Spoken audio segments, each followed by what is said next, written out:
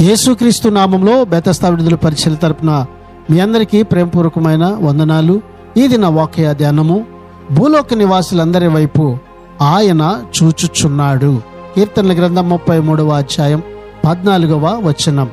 భూమిపై తన సంకల్ప సిద్ధికి దేవుడు ఇశ్రాయేలు ప్రజలను ఎన్నుకున్నాడు. అంతేకాక ఈ భూమిపై ఉన్న ప్రజలందరినీ కూడా ఆయన కనిపెట్టి చూచుచున్నాడు.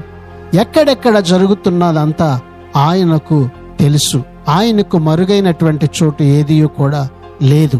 సైన్యాలు యుద్ధానికి కదులుతాయి, గుర్రాలు కథను తొక్కుతాయి, యోధులు తమ బలాబలాలు తేల్చుకుంటారు. అయితే గెలుపు ఓటములు నిర్ణయించేది దేవుడు మాత్రమే.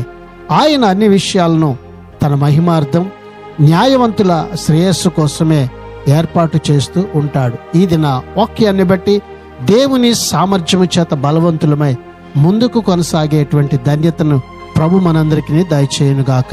ప్రార్థన. మహాపరిశుద్ధుడా, మహోన్నతుడా, జీవాధిపతి, మా మంచి యేసయ్య, మరొక నూతన దినాన్ని మాకిచ్చినందుకు నీకు వందనాలు, స్తోత్రాలు చెల్లిస్తూ, నువ్వు ఎల్ల వేళలా మమ్మల్ని చూచుచున్నటువంటి దేవుడు ఉన్నందుకు నీకు వందనాలు చెల్లిస్తూ, నీ సంకల్పం నెరవేర్చేందుకు ఇదిగో ప్రభువా, ఈ దినాన మమ్మల్ని అందరినీ కూడా నీ కార్యముల చేత మమ్మల్ని అందరినీ తృప్తిపరిచి బలపరచమని యేసు పరిశుద్ధ నామంలో ప్రార్థించి అడిగి వేడుకుంటున్నాం తండ్రి. ఆమెన్.